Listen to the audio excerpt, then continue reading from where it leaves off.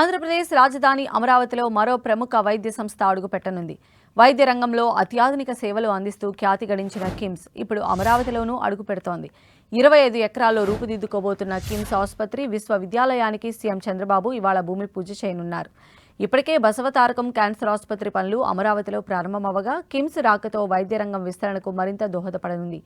కిమ్స్ గ్రూప్నకు గుంటూరు జిల్లా మంగళగిరి మండలం నిడమర్రు సమీపంలో సిఆర్డీఏ 25 ఎకరాలు కేటాయించింది. 23 ఎకరాల్లో కిమ్స్ బైసెస్కిల్ వర్సిటీ, 2 ఎకరాల్లో ఆసుపత్రి నిర్మిస్తారు. ముందుగా 500 పడకలతో హాస్పిటల్ కట్టనున్నారు. స్కిల్ యూనివర్సిటీలో భాగంగా వైద్య కళాశాల ఏర్పాటు చేస్తారు. ఎంబీబీఎస్, నర్సింగ్తో పాటు అనుబంధ కోర్సులు అందుబాటులోకి రానున్నాయి. నిర్మాణాల కోసం ఎకరాకు 50 లక్షల చొప్పున చెల్లించిన కిమ్స్ సంస్థ ఈ మేరకు సిఆర్డీఏతో ఒప్పందం కుదుర్చుకుంది. దీంతో నిర్మాణ పనులకు ముహూర్తం ఖరారు చేశారు. ఇవాళ ఉదయం 10 గంటలకు సీఎం చంద్రబాబు కిమ్స్ భవనాల నిర్మాణానికి భూమి పూజ చేయనున్నారు. 2-3 ఏళ్లలో నిర్మాణాలు పూర్తి చేసేలా ప్రణాళికలు చేశారు.